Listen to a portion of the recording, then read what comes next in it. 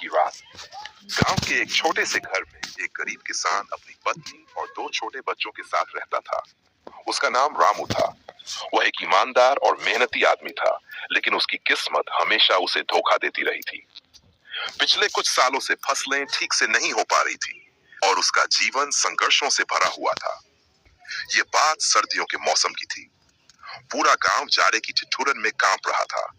घना कुहासा और बर्फ की हल्की चादर हर जगह फैल चुकी थी। घर के भीतर, जहां मिट्टी की दीवारें और तंग छतें थीं, रामू और उसके परिवार को ठंड से बचने के लिए कुछ नहीं था।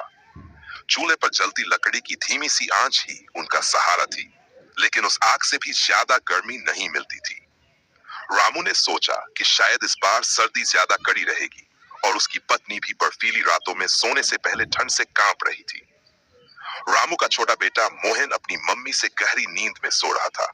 उसकी नन्ही बहन रीता भी सो रही थी, लेकिन वह बर्फ के बर्फीले साए में सिहर रही थी।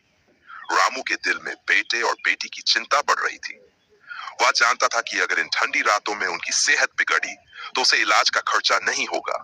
उसके पास पैसे नहीं थे और ये चिंता उसकी नींद में खलल डाल रही थी।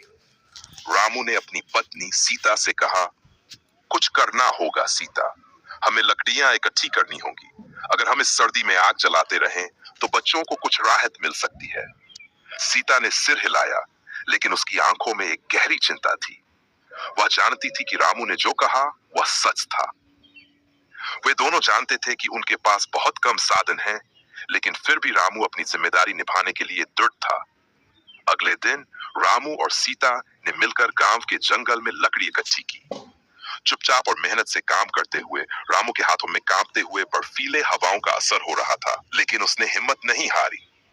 वह जानता था कि बच्चों को राहत देने के लिए उसे अपना सब कुछ दांव पर लगाना पड़ेगा। दिन के अंत तक वे कुछ लकड़ी इकट्ठा कर लाए थे और घर लौटते समय रामू की आंखों में आशा थी।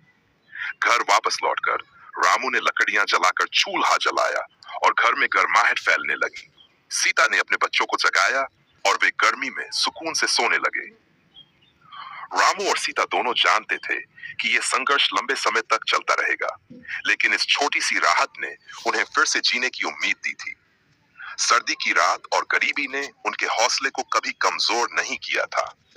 उन्होंने एक दूसरे का हाथ थामा और अपने परिवार के लिए संघर्ष करते रहने का संकल्प लिया। उनकी आंखों में विश्वास था कि चाहे कितनी भी कठिनाइयां आ जाएं, अगर प्यार और मेहनत के साथ जीवन जिया जाए तो हर ठंडी रात के बाद एक नई सुबह जरूर आएगी।